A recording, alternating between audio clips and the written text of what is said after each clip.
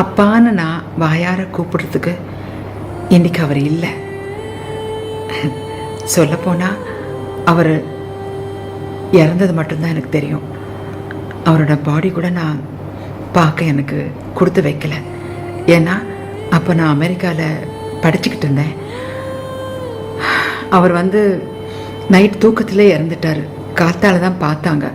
So இறந்தே ஒரு 7-8 மணி நேரம் ஆனதுனால ரொம்ப நேரம் வைக்கக்கூடாதுன்னு சொன்னதுனால எனக்கு இன்ஃபார்ம் மட்டும்தான் பண்ணாங்க. ஏன்னா அமெரிக்காவிலேருந்து நான் வர்றதுக்கு எப்படியும் ஒரு 18 மணி நேரம் ஆகிடும், அது வைக்க முடியாதுன்னு சொல்லிட்டு எடுத்துட்டாங்க. நான் அமெரிக்காவுக்கு படிக்க போனப்போ என்னை வழி அனுப்ப வச்சது தான் எனக்கு அவர் கண்ணிலேயே நிற்கிறாரு. ஒன்று சொன்னார், நீ அமெரிக்காவுக்கு போயிட்டு அங்கே மாறிட்டு வந்துடாத. இப்போ எப்படி போறியோ அதே மாதிரி தான் நீ திருப்பி வரணும். அதே இன்னோசன்ஸோட அதே நல்ல மனசுள்ள பொண்ணாக நான் உன்னை வளர்த்துருக்கேன். அதே மாதிரி தான் நீ திரும்பி வரணும்.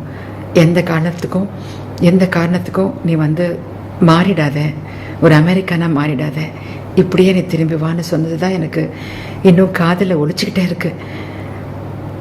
என்னால் அது மறக்கவே முடியல.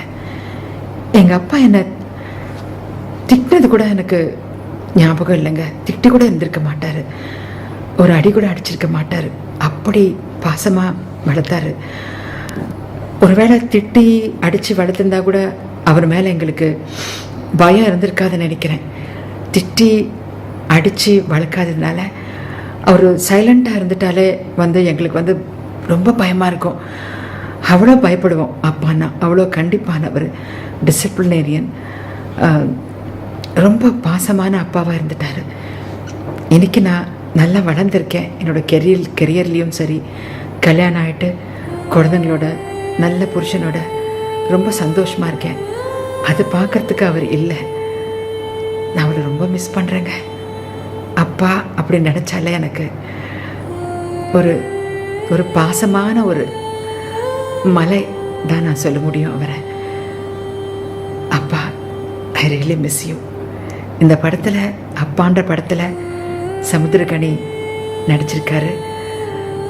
அதே மாதிரி பாசமான அப்பாவாக இருக்காருன்னு நான் நினைக்கிறேன். படம் பார்த்துட்டு எங்கள் அப்பாவை நான் மிஸ் பண்ண மாட்டேன்னு நினைக்கிறேன்.